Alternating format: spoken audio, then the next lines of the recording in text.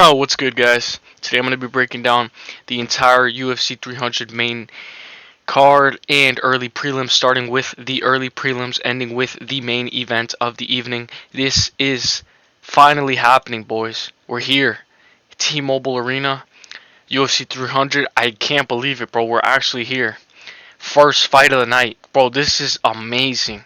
Cody Garbrandt versus Deiveson Figueiredo. If you guys look at this fight, it's two former champions. Cody No Love with a record of 14-5-0, and his opponent Deiveson Figueiredo with a record of 22-3-1. Deiveson Figueiredo made his bantamweight debut against Rob Font, and he was grappling heavy against Rob Font. He was able to win a decision against Rob Font. Cody Garbrandt's last fight was Brian Kelleher 3 months ago. And Deiveson Figueiredo's last fight was 4 months ago. Deiveson Figueiredo has a record of 22-3-1. He has two losses, obviously to Brandon Moreno, which is no shame in that. He was cutting a lot of weight, so he's trying to get the belt at 135. We're gonna see how he does. Cody Garbrandt's the plus 230. Deiveson Figueiredo minus 300. 36 years old to 32. 135, 136. I know my boy Cody doesn't have a chin. And I know a lot of people are going to be picking Figgy. But when it's a barn burner fight, and we know Cody can find that button, Cody's that guy who could just spam hooks and just get him. I think he's going to drop Deiveson Figueiredo, but I think Figueiredo's going to be able to squeeze a decision. I'm going to do a little bit more tape study. I wanna try to see if we can get Cody Garbrandt as a dog. But for right now, my early prediction is going to be Deiveson Figueiredo. But I know that this fight is going to be a brawl. That's why they put it at the first fight of the card. Because sometimes Figgy gets caught in brawls and he gets caught in exchanges. And he got dropped by Moreno because he was getting too overzealous. So sometimes Figgy... I don't know. I can see Figgy shooting on Cody and taking him down and holding him there. That's why. I'm going to go Figueiredo, and I'm going to go by a second round TKO for right now. I'm gonna do a little bit more tape study on Cody. I know who Cody is. We all know who Cody Garbrandt is. It's just that, is he going to show up? That's what we have to wonder. Next fight. My official prediction is Deiveson Figueiredo, second round KO. Next fight, Bobby Green versus Jim Miller. Bobby Green is coming off of a KO 4 months ago. Brutal KO. He got flatline KO'd by Jalen Turner. Bobby Green has a record of 31-15-1. His opponent Jim Miller has a record of 37-17-0. His opponent Jim Miller is 4-1 in his last 5. He lost to Alexander Hernandez. Alexander Hernandez just lost to Damon Jackson. Even though he missed weight and had an advantage, he still lost to Damon Jackson. Give me... Let's go over the odds. Minus 190 for Bobby Green, plus 160 for Jim Miller. 40 years old, 37 years old, 155 to 155, 5'10", 5'8", 71 to 71. I'm a little biased in this. I'm going to be going... Okay, Jim Miller won at UFC 100. He won at UFC 200. And it'll be amazing if Jim Miller can win at UFC 300. So give me... I know Bobby Green is the striker. He's going to keep the jab. Jim Miller might struggle to take him down. Bobby Green has excellent takedown defense. We saw him against Drew Dober. He was still able to, keep him at distance, keep him at a bay. His head movement, his hands low. But I got to go Jim Miller early prediction. I might do a pick flip on Friday on my ceremonial weigh-ins, and we look at how the fighters look on the scales. But I'm going Jim Miller for right now, and I'm going Jim Miller by decision. I think he just grapples Bobby Green, and a lot of people are going to be like, bro, he's not taking Bobby Green down. Bobby Green is a master, but the only thing that I'm considering is that it was 4 months ago that he got knocked out, and I'll be able to make my final prediction when they look on the scales. But I'm going Jim Miller early prediction. And also, it's a little bit biased because my guy won at UFC 100, 200, and 300. So I'm going Jim Miller. Next fight. This is the prelims, bro. This is insane. Next fight, Jessica Andrade versus Marina Rodriguez. Marina Rodriguez is the slight underdog at minus 110. And Jessica Andrade is, she's minus, it says she's minus 110. Excuse me, but if you go on any odd tracker, Jessica Andrade is a minus 130, so she's the slight favorite. These odds right now are reminding me of Joaquin Buckley versus Vicente Luque, where it was very much even until the end of the first round. Then, after the first round, everybody knows who's going to win. Give me. Okay, let's read the records. Jessica Andrade, her last 5, she's won 2 and lost 3 of her last 5. She has a record of 25, 12, and 0. Marina Rodriguez with a record of 17, 3, and 2. She's lost 2 of her last 5 and won 3 of her last 5. So Mackenzie Dern, Yang Xiaonan, which is crazy because Yang Xiaonan is competing for the title. Marina Rodriguez would have gotten the title shot if she didn't lose to Amanda Lemos by KO. That, yeah, she would have got the title shot if she didn't lose to Amanda Lemos. Amanda Lemos ended up fighting Zhang Wei Li. She was on a big win streak, Marina Rodriguez. Let's go over their age, 32 years old to 36. That's the only thing that's bad for Marina Rodriguez. Strawweight division, 5'1 to 5'6", 62-inch reach, and 65-inch reach. Give me the dog on this one. Give me Marina Rodriguez. And give me Marina Rodriguez by decision. I think she keeps Jessica Andrade out on the bay, and if Jessica Andrade can't knock her out, Marina Rodriguez can win by decision. And we've shown time and time again that Marina Rodriguez is a dog. And the only thing that's questionable is her chin. But if she can stay alive and make it to the 3rd round, I think she can win. The only thing is Jessica Andrade, her power, you know. But Jessica Andrade is not, she's not a technician. She's just that girl who's going to brawl, and if the power's enough, the power's enough. It's crazy that she lost to Tatiana Suarez, she lost to Yang Xiaonan, and then she lost to Erin Blanchfield. And then she beat Mackenzie Dern, which was crazy. But Mackenzie Dern is levels below Marina Rodriguez. Give me Marina Rodriguez by decision, 29-28 after she loses the 3rd round, maybe gets dropped. Next fight, Jalen Turner versus Renato Moicano. We look at this fight. This fight was the last fight, other than Diego Lopez and Sadiq Yusuf, one of the last fights added to UFC 300. Jalen Turner is coming off of a win off of Bobby Green 4 months ago. Dan Hooker, he lost by split decision.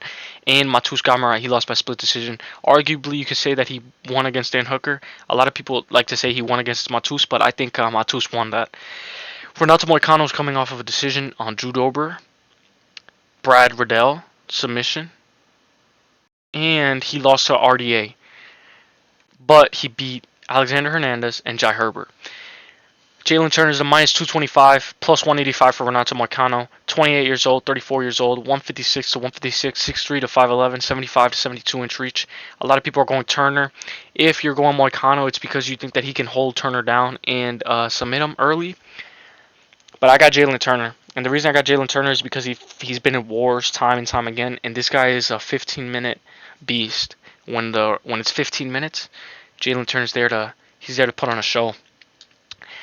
Jalen Turner has a record of 14-7-0. Renato Moicano has a record of 18-5-1.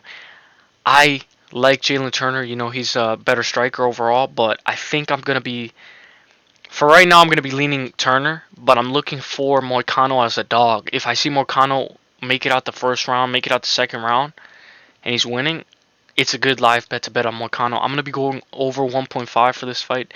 I wouldn't be surprised if the over 2.5 is plus money, but I'm going over 1.5 for this fight. I'm going to pass, but my prediction is Jalen Turner by KO, 3rd round or 2nd.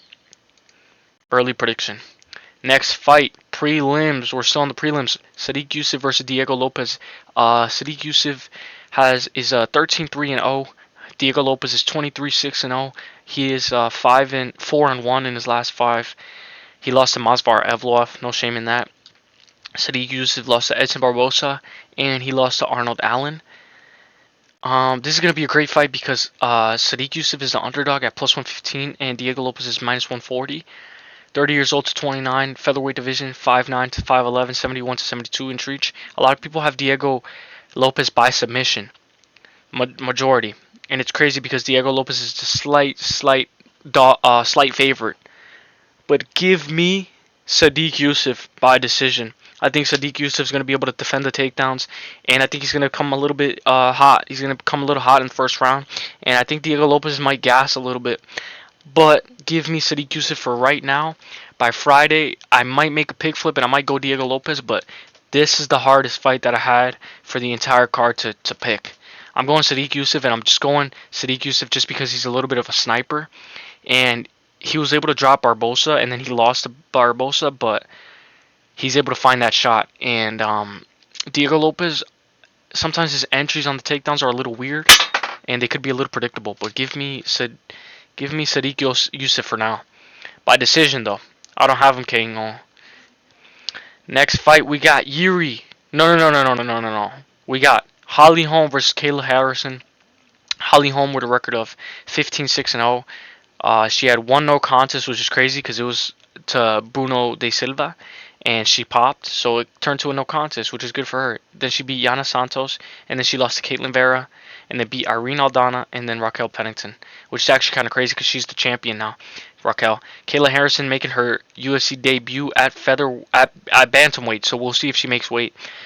Kayla Harrison has a record of 16-1-0. She lost to Larissa Pacheco, and then she beat Aspen Ladd, and then she left. Holly Holm is a plus 340, and Kayla Harrison is a minus 480. 42 years old, that's the only thing. 33 years old, 135 to 150, which is huge. 5'8 to 5'8, 66 to 60, 69 to 66 inch reach.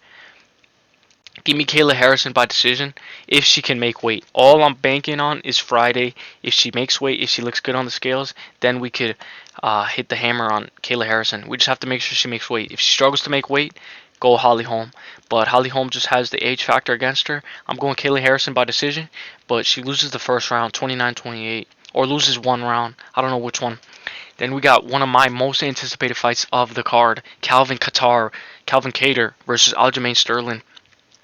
Calvin Kattar is coming off of two losses. You can arguably say that he won Josh Emmett decision, and then he hasn't fought in 1 year and 5 months against Arnold Allen with his KO. It was like a knee injury. He hurt his knee, and then Arnold Allen was able to capitalize on it. Calvin Kattar is plus 120. Aljo is minus 140. Massachusetts, Kattar has a record of 23-7-0. Aljamain Sterling with a record of 24-4-0. Aljamain Sterling lost to Sean O'Malley, counter right to ground strikes, but he won his last four. Kattar is a little bit on the skid. 36 years old to 34, 146 to 135, 5'11 to 5'7, 72 to 71. Guys, this is one of the hardest fights to make a prediction on. Like, I'm not even joking. Like, if you watch this fight, it all depends on whether Aljamain can take him down. I think Aljamain's going to be able to have a successful 145 debut, but there's going to be a lot of questions. There's going to be questions on whether he can hold him there, hold him on his back, and if he can ride him out. I don't think he's going to be able to submit Calvin Kattar, but for right now, right now, the only thing, that 1-2 Aljo has to be careful from, that's the same, that right is that same right that Calvin Kattar has, and it's huge.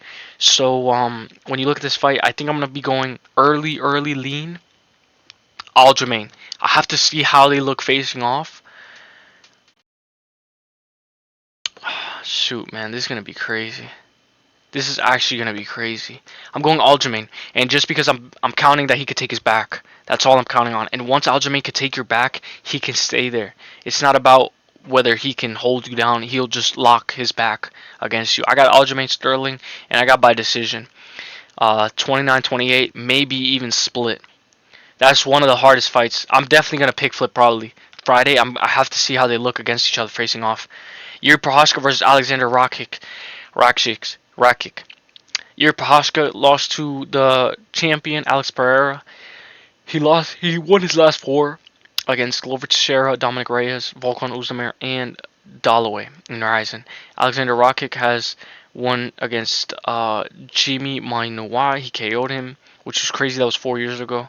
Volkan Ozdemir, he lost by split decision. Anthony Smith, he beat Thiago Santos, and Jan Blachowicz KO leg injury. Plus 110 for Yuri Prochazka, minus 130 for Alexander Rakic. Alexander Rakic with a record of 14-3-0.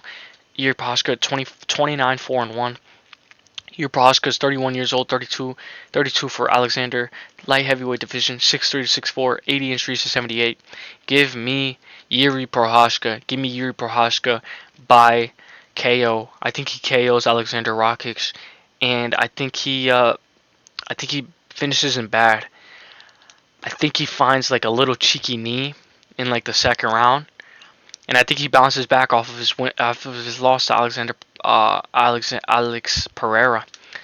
Give me Yuri Prochazka by KO. I know Alexander Rakic is going to be trying to take him down, but I got Yuri Prochazka by KO. Um, yeah, Yuri Prochazka by KO. I don't know. I don't see that fight. Maybe if it goes the distance, it's Alexander Rakic laying down on top of him and going to distance. But Yuri Prochazka has never been held down like for more than 5 minutes. Next fight, opening up the main card, Bo Nickel versus Cody Brundage. Um, Guys, Bo Nickel is a minus 2,500, minus 5,000 on some cards. Cody Brundage is a huge underdog. He lost his last three, which is crazy, to Cedric Dumas, Rodolfo Vieira, and Michael Olejniczak. Bo Nickel has won his last five. He's 5-0. 28 years old, 29, 185, middleweight division, 6'1 to 6'0, 76 to 72. Give me Bo Nickel. Give me Bo Nickel by submission. I just think Cody Brundage sucks, man, and he shouldn't even have this win against Jacob Malkoun. He got hit in the back of the head and then took the easy way out. I know Cody Brundage is a dog, and if anybody could get a DQ win, it's Cody Brundage. But right now, I'm going Bo Nickel. I can't wait for this fight, man. Charles Oliveira, Du Bronx Oliveira versus Arman Tsarukyan. Charles Oliveira lost to the champ 1 year and 5 months ago, and Arman Tsarukyan lost to Mateusz Gamrot by split decision. Charles Oliveira with a record of 34-9-0. His opponent Arman with a record of 21-3-0. Plus 185 for Charles, minus 225 for Arman. Brazil versus Armenia. 34 years old to 27. Lightweight division, 5'10 to 5'7, 74 to 72. Guys, give me Oliveira. Oliveira is going to be way taller than Arman Tsarukyan. Oliveira has that collar tie clinch. I was talking to my friend on this on Twitter. Oliveira's high clinch. This is the most studying that I've done for this fight. It's Oliveira versus Arman. I've watched so much tape footage on this fight. Oliveira's collar ties, clinch is going to be good. His knees to the body are going to be good. And I believe that Oliveira can land a cheeky knee to the chin of Arman Tsarukyan. Arman Tsarukyan is going to be able to take Oliveira down, but Oliveira is going to have that butterfly guard. He's going to, try to evade, try to get him in, try to get his arm trapped, and Arman's going to, he's going to go to the ground. We know Arman's going to, if he drops Oliveira, he's going to go to the ground and chase after him. And that's something that Justin Gaethje, Dustin Poirier, and Michael Chandler didn't do. But the one who beat Oliveira was Islam Makhachev, and that's the difference between Islam and the rest of them. He went down to the ground with Oliveira and submitted him arm triangle. The only thing that I'm scared of is arm triangle by Arman Tsarukyan, because Oliveira does fall into submission sometimes if he's on the bottom guard for too long and losing. I think Oliveira needs to start fast, and he needs to start very, very urgent. He needs to start breaking down the collar tie, lift up his leg, teep to the body, force Arman Tsarukyan to make uncomfortable takedowns. And I'm going to be leading Oliveira, and I'm going Oliveira by KO. I know this is kind of weird, but if you look at Tapology as well, a lot of people have Oliveira by submission, and I think that this fight, somebody gets finished in this fight. I wouldn't be surprised if it goes to decision, but I think somebody's going to get finished in this fight. And I have a little bit of bias because that's my boy Oliveira. But rightfully so. Give me Oliveira by KO, second round, third round. It's going to be a great fight, man. Next fight. I can't believe this fight is under Weili Zhang versus Yang Xiaongnang. That makes no sense. This fight should be the co-main event. It's crazy. Justin Gaethje, the highlight, versus Max Bless Holloway. Justin Gaethje with a record of 25-4, former interim champion, and also Oliveira is the former lightweight champion. We have 14. I believe we have 13 fights, and we have I'm not sure if it's 13 or 14 former champions, and it's crazy.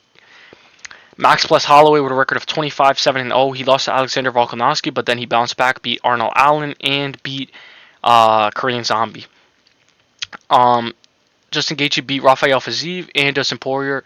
He's a minus 210, and Max Bless Holloway is a plus 175. Also, I didn't bring up the odds for Oliveira versus Arman. Arman is a minus, I think I said it already, minus 230, and Oliveira is a plus 185, I believe. It's actually crazy because I think Oliveira has the best chance of out of all of the dogs. Just because Oliveira is the king of underdogs, man. He's been an underdog almost his entire career, and he's always shown up to fight. So this is for the BMF title. 35 years old for Justin Gaethje, 32 years old for Max Holloway. Max Holloway is moving up from featherweight, 145. He's going to be weighing in at 155. This is not his first lightweight debut. This is his second lightweight debut, his second lightweight fight, I believe, after Dustin Poirier. I believe he had one more. I'm not sure. But if we look, they're both 5'11". Max Holloway is actually a little bit taller than Justin Gaethje, but he has a slight reach disadvantage. Justin Gaethje, I believe he has 71 to 72 inch reach, and Max has like a 69. I don't think that this fight is going to touch the ground, but I do think that it will end up in the ground at some points. If you look at this, you look at Justin Gaethje when he fought Eddie Alvarez, when he fought Michael Johnson, and when he fought Dustin Poirier the first time, and then when he fought Rafael Fiziev. He's a little bit susceptible to the body, and he leaves his body open because his guard is so high. It's like he's very elusive, and also with the Dustin Poirier fight, in the second fight, Justin Gaethje was cut open from the right side of his face, I believe, and he lost the first round against Dustin Poirier, but he was still, he evades and then relies on his left right hook. He did the same thing with Oliveira. Dustin Poirier was able to land the straight shots. Sometimes straight shots beat looping punches, but Justin Gaethje was able to hide the looping punch with a head kick and able to KO Dustin Poirier. I don't think he's going to be able to have that same head kick opening with Max Holloway, and I think Max Holloway is going to piece up his body. And for some weird reason, I think this is going to be like the Calvin Kattar fight, where Justin Gaethje is winning early, but when it comes to 3, 4, and 5, I think Max Holloway is going to actually take it. And when I'm actually breaking down this fight, I actually have a lot of faith in Max Holloway. And I know a lot of people are like, oh, Justin Gaethje is going to KO Max Holloway. He's going to finish him. And, a lot of people on the news or on the media are saying, oh, Justin Gaethje prefers the doctor stoppage because he... it's crazy because Justin Gaethje said when they first offered Max Holloway, he's like, I don't want to fight him. I have too much respect for him. But now this fight is happening. So it's crazy because I think that Justin Gaethje, he should be able to win. But what I'm banking on is Max touches the body early. He touches the body early, establishes his leg kicks, establishes his footwork, and he's able to evade. The thing is, Gaethje said that he's going to have fun with Max because Max is going to allow him to strike and allow him to be in his department. But I think Max Holloway is going to make Justin Gaethje uncomfortable with the pace. I think Max Holloway has an insane amount of cardio, and if you don't take Max Holloway out in the first, second, or third round, or cut him up early like with Volk, the way Volk was able to beat Max Holloway was he was able to counter. He was able to make Max Holloway chase him, and Dustin Poirier was able to just have the power advantage and have a little bit of respect with the power. I don't think Justin Gaethje is going to be able to land as much as he normally thinks he will, like with Tony Ferguson. With Tony Ferguson doesn't move his head. Max Holloway, you can argue that he doesn't move his head, but Max Holloway has great footwork when he evades. Against Yair Rodriguez, he was able to evade a couple of elbows after Yair was able to land like 12, like a couple of elbows. He adjusted. And we know Max Holloway can shoot a takedown as well if things get a little sketchy. Max Holloway is that guy who can lose the first 2 rounds and then win 3, 4, and 5. I'm not sure Gaethje can lose the first 2 rounds and win 3, 4, and 5. Gaethje has only won 5 rounds one time, and it was against Tony Ferguson. I think that if it goes past 3 rounds, Gaethje's going to be in for a rude awakening. And I got Max Holloway by decision 49-46, 48-47, and 48-47. I think he wins 3, 4, and 5. I think it's going to be insane, though. Give me Max Holloway by decision, but I wouldn't be surprised if it's a late KO. I got Max Holloway, BMF titles on the line. Give me him. Next fight, co-main event, Weili Zhang versus Yang Xiaonan. This is crazy because we got Weili Zhang, who's defending her title for the... so she's defending her title for the second time after she retained it. So she lost to Rose Namajunas, and then she lost to Rose Namajunas again. Then she won the belt against then she got contender against Joanna, and then fought Carla Esparza for the belt. Weili Zhang 24-3-0. Yang Xiaonan with a record of 17-3-0. minus 420, plus 320 for Yang Changnan. China versus China, 34 years old, 34, strawweight division, 5'4", 5'5", 6'3" to 6'3". A lot of people are. The thing is with Zhang, she's very inactive. This girl fights like once every 7 months, and I don't know if that's her choice. But Yang Xiaonan is more active, and she's faced a lot of adversity. I think Yang Xiaonan has an active jab, and she's able to, establish herself and start off pretty fast at the beginning. But I think Weili Zhang just has that relentless ability to take her opponent down if she needs to and mix it up with the striking. I got Weili Zhang for right now, but if you see Zhang Weili lose the first and second, be careful because Yang Xiaonan will be there for 3, 4, and 5. I got Weili Zhang, but I wouldn't be surprised if there's an upset on this fight. Weili Zhang to defend her belt for the second time. Weili Zhang. It's an awesome fight. Awesome fight. I think it should be under the Gaethje versus Max though. Then we got the main event of the evening: Alex Pereira versus Jamal Hill. I got. Let's read their records. 9-2-0. Alex Poton Pereira moving up to light, defending his light heavyweight belt after he moved up to one. After he moved from 185 after he lost to Israel Adesanya by KO. He actually beat Israel Adesanya for the belt, and then he lost in the immediate rematch. And then he beat Jan Blachowicz, and then he beat Yuri Prochazka for the belt. He's making his first title defense against Jamal Hill. Jamal Hill is a former light heavyweight champion who won the belt against Glover Teixeira. He never defended his belt. He's a plus 125 underdog, and Alex Pereira is a minus 150. Champion versus challenger, Brazil versus USA, 36 years old to 32, 204, 6'4", 6'4", 80 inch to 79. This is going to be a striking battle. A lot of people are relying on Jamal Hill, where Alex Pereira has his hands down, and Jamal Hill is going to be able to capitalize on it, and Jamal Hill has that power. I saw an interview where Alex Pereira was saying that Yuri Prochazka is a little bit of a more technical striker than Jamal Hill, and I actually think Jamal Hill is one of the most devastating strikers that Alex Pereira has faced. So Alex Pereira has to be a little bit careful. He has to start heavy with the leg kicks. Jamal Hill's last loss was to Paul Craig, but I don't take any fruition into that because Paul Craig he's either going to submit you or lose, and he got the submission right there. No shame in that. I got I don't know, 36 to 32. I have Alex Pereira, but we have to be careful because he was able to get caught against Yuri Prochazka. He was getting tapped here and there, and there was this part where Yuri Prochazka faked a takedown, and from the knee, he was able to land an uppercut on Alex Pereira because Alex Pereira's hands are like this. They're like this, and then he went like this, and he leaves his center open. And we know when he fought Izzy, he was getting too overzealous, leg kick, and then he started body, and then he tried to go to the head, but Israel went, and he countered him because Alex Pereira got too overzealous. Sometimes Alex Pereira gets caught in the pocket, and he doesn't keep his hands up. That's one thing that Jamal Hill will capitalize on. But I think Jamal Hill's gonna shoot. I think he's gonna shoot probably like first, second, and I wouldn't be surprised if he's able to take him down.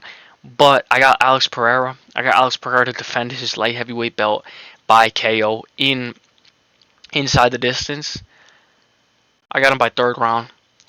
But we know Alex Pereira can go the distance as well, so that's why I like Alex Pereira. I'll take him at a minus 150.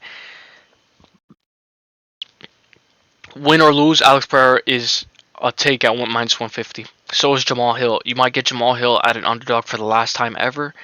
If he's able to win and beat Alex Pereira, Jamal Hill will be champion for a long time, I believe. Next, the winner of this fights Magomed, I believe. But I hope whoever wins this defends their belt for a while and is a reigning champion because we haven't had a reigning defending champion in a while. Other than Volkanovski, but we just lost him. Maybe Ilia Topuria will be reigning, but I feel like Alex Pereira is here to stay, man. And I think he KOs Jamal Hill in front of everybody in the T-Mobile Arena, and we have the cherry on top for UFC 300. And I hope he fights at UFC 301. This is the full card prediction video. I'm going Alex Pereira, early prediction, third round KO. Guys, drop a like, comment, hit the bell if you guys like the video, guys. And let me know your most anticipated fight for UFC 300, guys. This is one of the most stacked cards I've ever seen on paper. Enjoy the fights, guys. This Saturday, be aware of all the odds, like Marina Rodriguez, Jessica Andrade. Those odds might flip.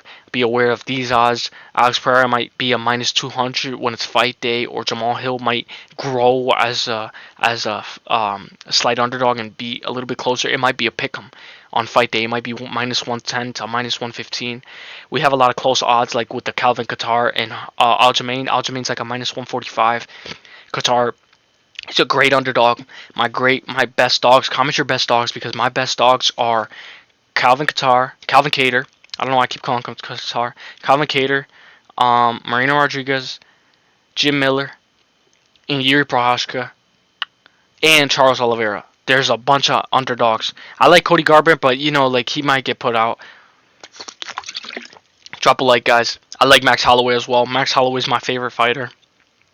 The best is blessed, baby. I'll see you at the top, guys. Drop a like, guys. Peace. Hope you guys enjoy.